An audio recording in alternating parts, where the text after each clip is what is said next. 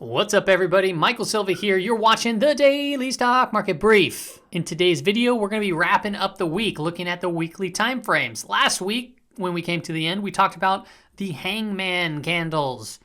And we're going to follow up on that, look at some weekly charts. We're going to talk about some indicators. And guess what? Yeah, the market showed some weakness today. Now we got to start planning for if that weakness continues, which we actually talked about yesterday, but we're going to follow up again today. We have a risk-off signal that triggered. It's about utilities. So let's just go ahead and get into the charts.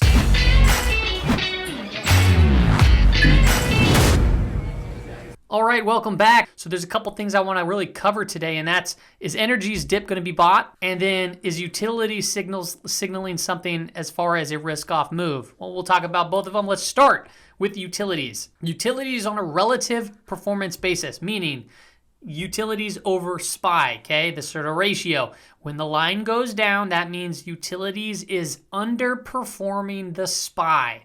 When it upticks, that means the utilities, and we're looking at XLU, which is the spider of the S&P 500. It's one of the sectors. So you can see this uptick taking place. That is when the utilities are overperforming. And you can see we got over the 20 period daily moving average right here. And we're coming and running into an area of resistance. And then if you look at the chart itself, which I posted this on Twitter. If you don't follow me on Twitter, you can follow me there. But we're seeing some strength. We saw this hammer candle right here, and then we're seeing that strength moved up.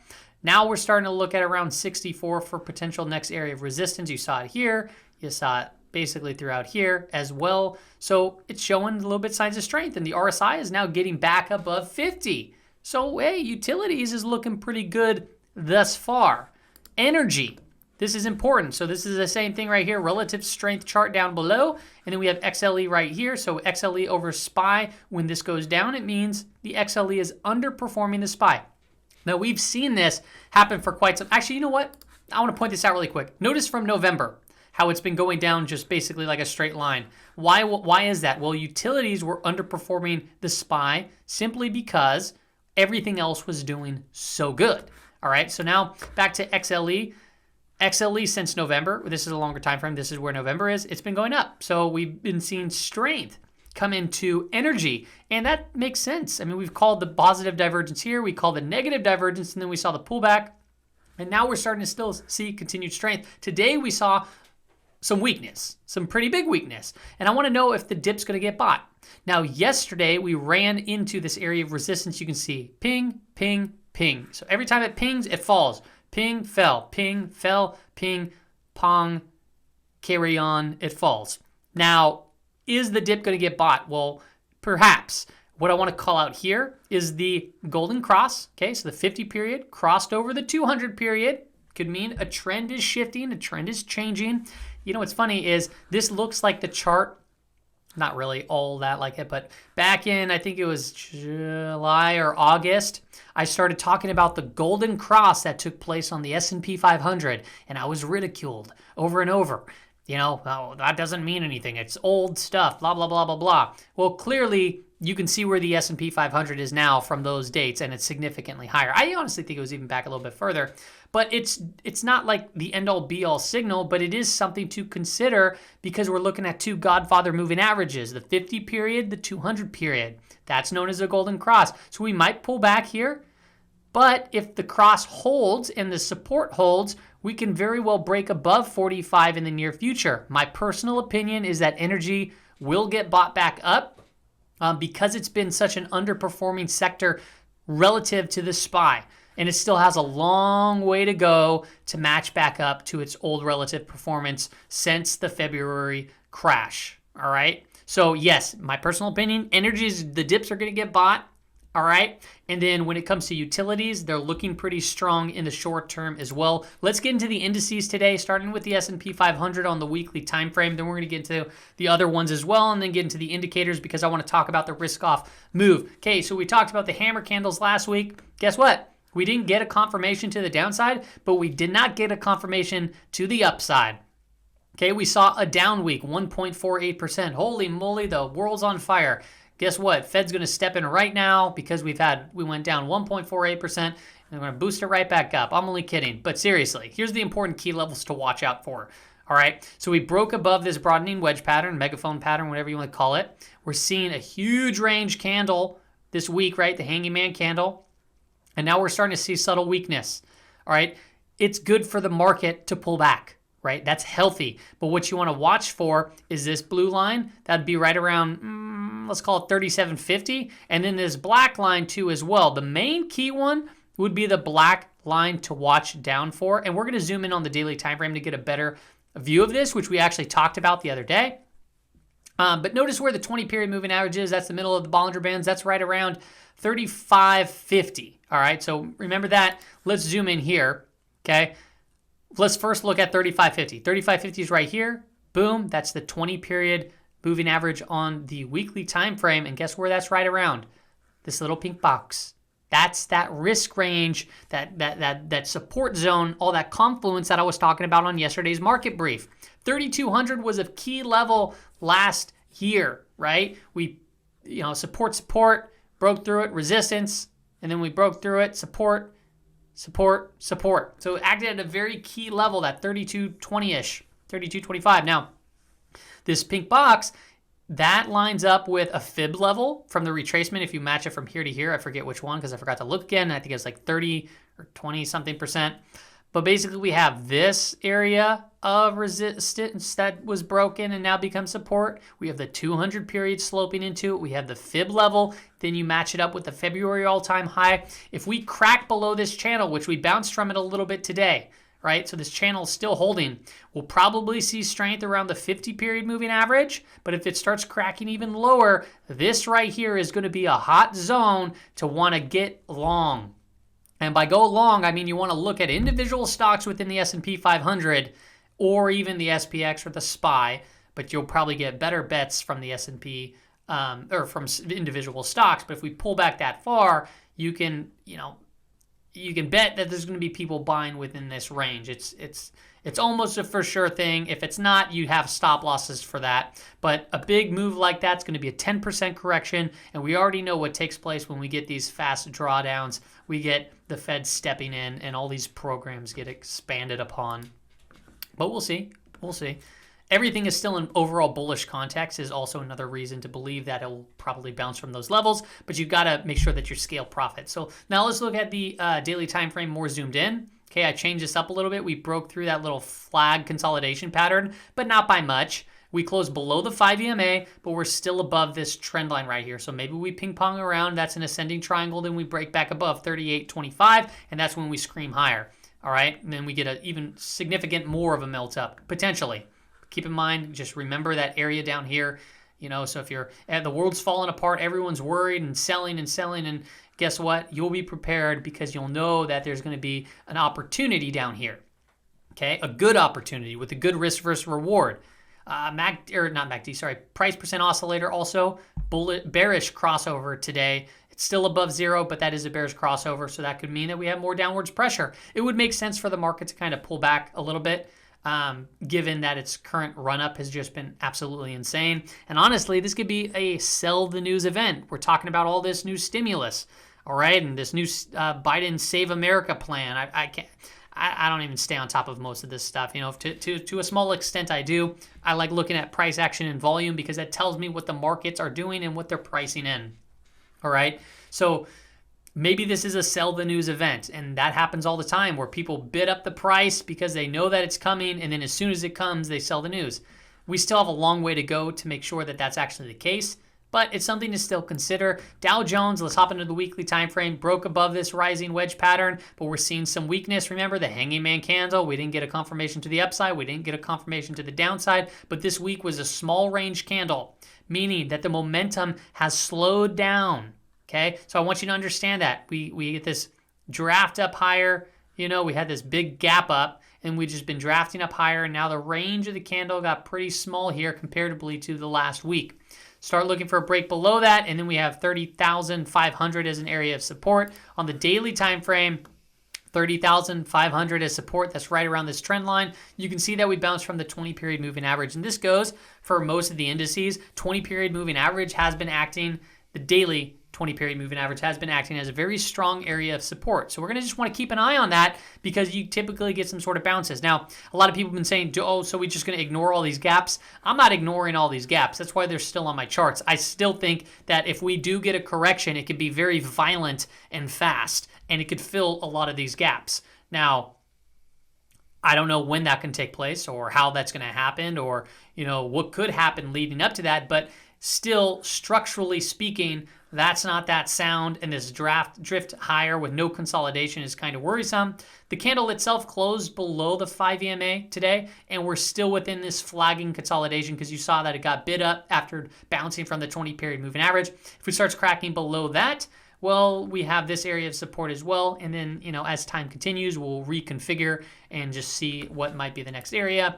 Russell 2000 has been the strong performing index. Now, I want to plan something out here. This one has been just through the roof, and we all know that. Okay, we had that big gap up over this area of resistance, and then we just relentlessly ran higher from 167 up to over 215. What was the high? Oh, it was 215 flat. Okay, 215 flat, pretty crazy. We're extended past the 5 EMA. We're a little bit of a long upper wick, and this is just a gigantic rising wedge pattern. MFI, the money flow index, overbought, completely jammed to the top. RSI, overbought as well.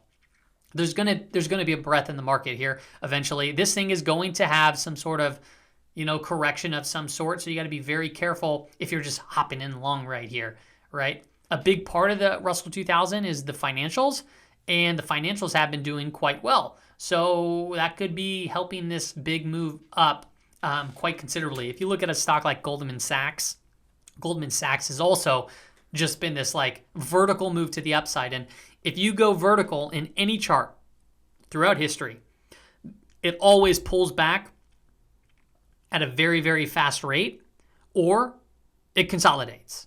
All right, it just doesn't go up forever.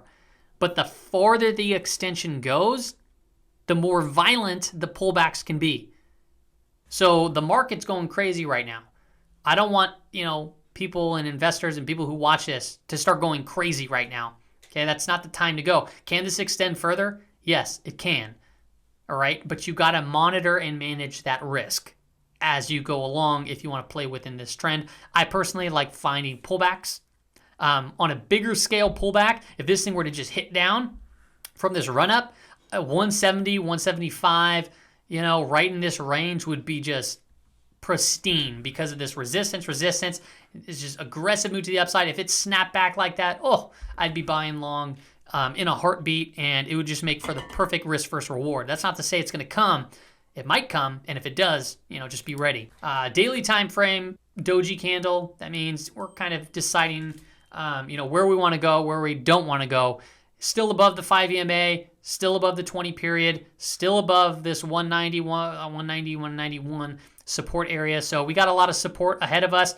Negative divergence on the price percent oscillator, negative divergence on the RSI as well. Maybe this is where it starts taking a little bit of a break, but we'll see moving into next week. All right, let's go over some indicators. The XLU over the SPY, the rate of change. This is what I wanted to talk about with utilities. This is part of that beta rotation strategy from the white paper from Michael Gaia that we've been talking about. This just flipped over to risk off. Now, not by much, but it did flip to risk off. You're looking over here at 0.21%.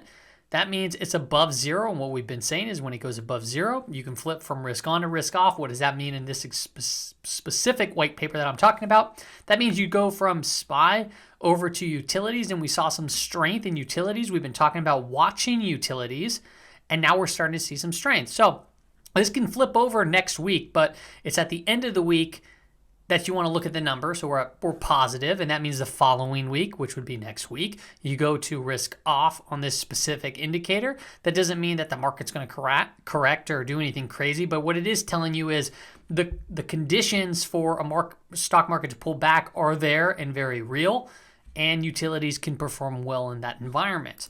When we look at the VIX is still within this channel. We had a 4.69% up day. You can see it's somewhat of a shooting star type candle at the upper end of this kind of channel. So maybe we start pulling back into it. If we start breaking above it, we might get a very, very stronger push above, but just know that the ranges that I'm looking at is 27.50. So if we start breaking above that, we can see that squeeze higher. And then the low end of the range there is 20.5. Here's the null, the new high, new low for the NASDAQ. I wanted to just show you yesterday on the daily time frame, we hit at 600. And that's the highest, just looking back here, 30 years. So when you get these extreme levels, you don't really want to go long on an extreme. You want to think the contrarian point of view. You can see that here when we went down in March or February. That was that February low. You saw this huge low extreme. Same with this peak here. Boom. And you could kind of see that throughout, even right here, right here. You can see that when you hit these very extreme readings, then it typically flips. And what we saw here was a very extreme reading. And now we're starting to see a pullback. Will that continue? Perhaps it might, but it's too hard to tell at this particular point in time. It's just something that we need to take note of. Here's the NIMO, the breadth indicator. You can see that we went down on breadth a little bit today. That matches up with the down pull there in the S&P 500 and also the NYSE. Not a crazy spike to the downside, but yet it is a negative breadth, and we're still tracking this negative divergence here, just like we saw in early 2020 and late 2019. Now, here's the S&P 500 percent of stocks above the 200 period moving average. We have just been jammed up over 90, which is pretty rare for the most part. Typically, when we get these high level readings, we get these, somewhat aggressive pullbacks very quickly. You can see that here throughout the chart. We had 9%, 20%, 16%, 9%. So it's just kind of back and forth. But, right now we've been kind of just jammed at these extremes. So make sure that we're taking note that this could be just from a potential pullback like we saw here. Boom, we pulled back, then we went up, and we had these high readings. But keep in mind, we still had some pretty big pullbacks. And this was a very sharp move to the upside. We're above 90. Chances are we won't be there for a crazy amount of time. It can't hold those levels. It's going to have to take a breath eventually. So we got to make sure that we're monitoring this and aware of the just the current reading. Let's get into commodities now. Gold and silver is what we're going to be talking about. Gold and silver have both looked very weak. In 2021, we saw a little bit of an uptick, but then boom, down to the downside. This is a bear flag. We closed below the 61.8% retracement level. We're still holding above 1820. Honestly, it looks like we can come down and back test this previous low. That's a big possibility, so we're going to have to watch out for that. 1765. As long as we hold around 1750, that could be a good sign. We'll scope out in later videos to really get a good idea, but this is still actually a healthy bull market for gold. And keep in mind, bull markets, they climb a wall of worry. All right, so when you see these big pullbacks or these pullbacks from August going, that's what happens in bull markets. What doesn't happen in bull markets is you get just gigantic vertical moves to the upside with no worry. That should be more of a cause for concern. In 2019, we saw a nice big run up in gold, and now we're seeing it consolidate and move sideways, but we'll key in on some key levels in future episodes to watch out for. If you haven't watched that video where I said preparing or getting ready for the next big move in gold and silver, this is what I mean. You want to see days like this because this is when we start preparing for big moves, because big moves can occur for gold, silver, and the miners in the near future. And as you already know, I am very bullish in the long term. Short term, it looks pretty beat up and it could head lower. Just to be real with you. Silver, same looking type pattern. Bear flag. We're above the 61.8% retracement level, but we just closed below the 50, and we closed below the 50% retracement level and the 50 period moving average. So this could head lower as well, but it looks a little bit stronger than gold as of right now. You look at the price percent oscillator also, we're heading lower. We're still above zero at this particular point in time, but it looks like it's trending lower, which means that the price can go lower. And what we got to keep an eye on is this 200 period moving average. That's right around 2220. We'll be following this, like I said, in future episodes to get a good idea as to what's going on. Now, why is gold and silver going down? Well, we saw this massive spike in 10-year yield, and now the 10-year yield is somewhat pulling back, but relatively still high from an aggressive move. So what else is making gold and silver go down? Well, that's the dollar. Look at what the dollar is doing. The dollar is showing strength. Last week we had this hammer candle on a down pull, falling wedge. This is the weekly time frame. And now we got above the 5 EMA, and that means we can see a short-term trend change. Right now, this is a bullish pattern, bullish divergence. This could show very well some strength, potentially backtest 92. 92 would be that key level. Remember when we said if we break below 92, we'll start seeing the move head lower, and we saw the move from 92 down to below 90, which is a very big move for the dollar. And now we're seeing it bounce from these levels on a positive divergence, still within this, falling wedge. If we start breaking above this, that's going to put pressure on equities. That's going to put pressure on gold. That's going to put pressure on silver. That's going to put pressure on the miners. It's going to put pressure on emerging markets. It's going to put pressure on a lot of things. It's seen as a flight to safety, as we've seen in 2017 to 2018 in this same type of kind of move. And we saw that right here in, February, March, where we saw this big, huge spike in the dollar. It was a flight to safety. Now, my personal opinion is once everything shifts over in politics, when we go over to a Biden presidency and we have Janet Yellen as the Treasury Secretary, I mean, it seems to me it's safe to say that the dollar is going to be heading lower anyway. So you got to think, how high can the dollar go before it starts getting crushed back down to the downside? And my kind of guess is 92 to 95, 96, this whole zone right in here. I don't think it's going to go much higher than that. I could be wrong. There could be black swan events. There could be something that takes place. But other than that, I just don't see it going that much higher. And when you look at gold and silver and other various assets, Bitcoin even, right? Bitcoin struggles to go higher when the dollar does better. That's something that's a correlation I'm seeing. So, pay attention to that if you're invested into Bitcoin. But I just don't see it going higher. And if it does, I don't see gold and silver necessarily dropping significantly lower. I mean, at most, which I would love, is to see gold come down to $13.50, which I don't think it will, but it might. And if it does, you got to be prepared. And keep in mind too, it wouldn't, if the dollar spikes or the 10-year yield spikes more, that's what's going to help push those precious metals down further.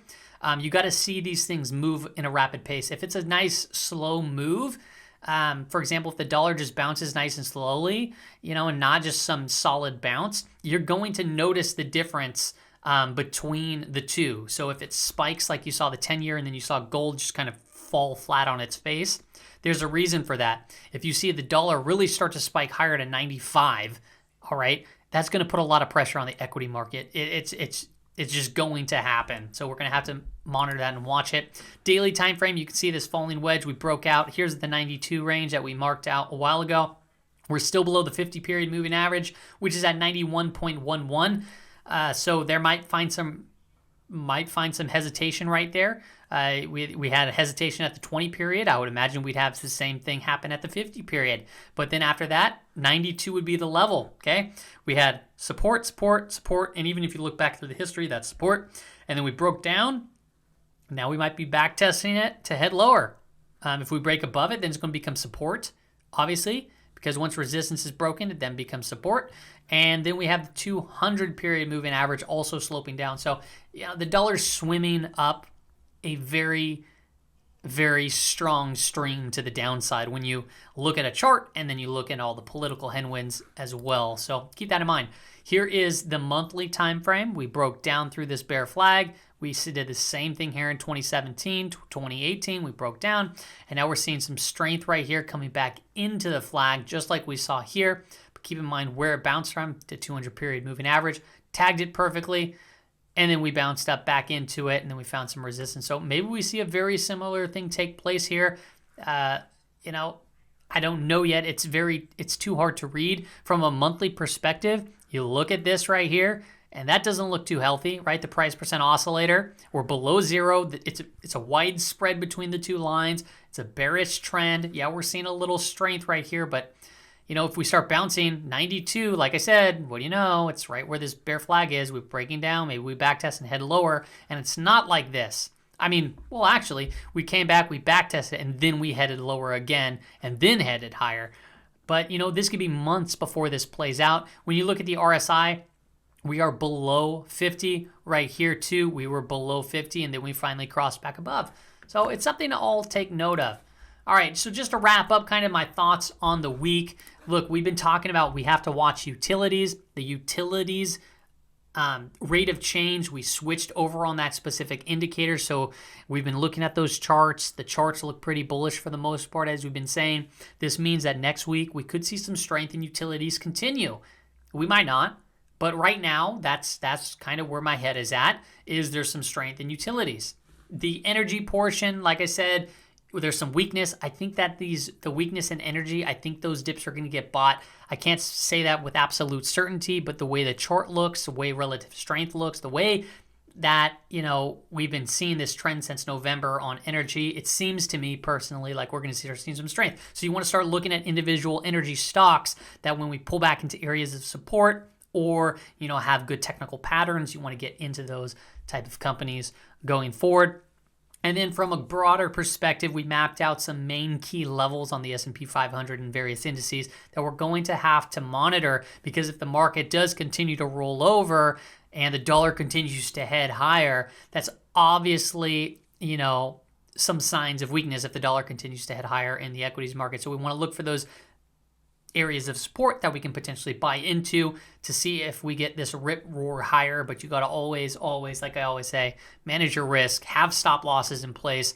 And then also another thing that I don't mention as much when I say manage risk, I also mean to say, make sure your positioning sizing isn't something that can blow up an entire portfolio. You don't want to move something all into one asset and then get stopped out and then be like, oh no, and then you go even harder the next time. So that's kind of my thoughts for the closing of the week. Tomorrow I'm going to be putting out a video as well. It's going to be probably around the FANG, maybe a weekly scan if I can find some good setups, but we'll see. Hope everyone has a good weekend. Talk to y'all later.